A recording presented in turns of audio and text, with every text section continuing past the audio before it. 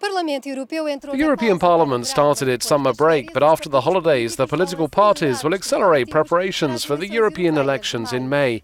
Although transnational lists were refused a few months ago, new pan-European movements will now be trying to conquer a place at the European Parliament. The M25 is one of them. It describes itself as progressive and is making strategic partnerships with radical left movements in Europe. One of its leading figures is Yanis Varoufakis, former Greek finance minister. So our European Spring message is to say we don't have to pick between neither nor. There is a third option, a third alternative that positions itself in a progressive way that you can be pro-European, as we are committed Europeanists, but against the Europe that we have now. Because the Europe that we have now and the policies of austerity and so on are contributing to the rise of the nationalist right, which is actually tearing Europe apart. The movement is made up of national collectives. It's already set up some of them in the United Kingdom, Belgium, Germany, France, Portugal, Spain, Greece and Italy.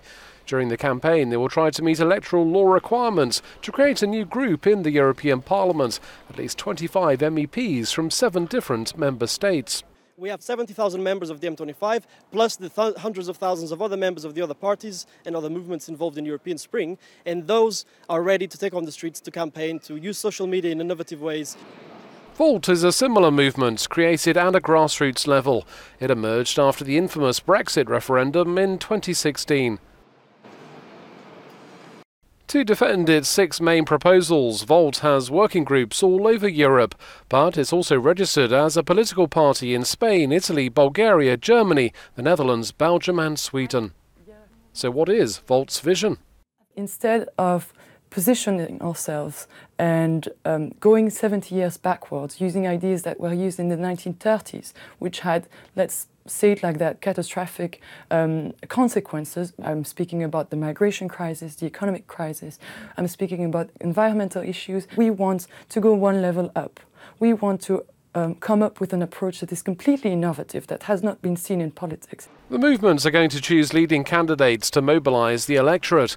As with DM25, Volt is also organising their campaign strategy at different levels. We have a European team that is organising events across Europe. In addition to that, also have a big social media outreach, which we wish to expand as well. So we do basically social media and on-the-ground campaigning. And then there's former White House Chief Advisor Steve Bannon. He's planning to set up a foundation in Europe called The Movement, aiming to increase votes in right-wing and Eurosceptic populist parties. He recently met France's Marine Le Pen and Hungary's Viktor Orban.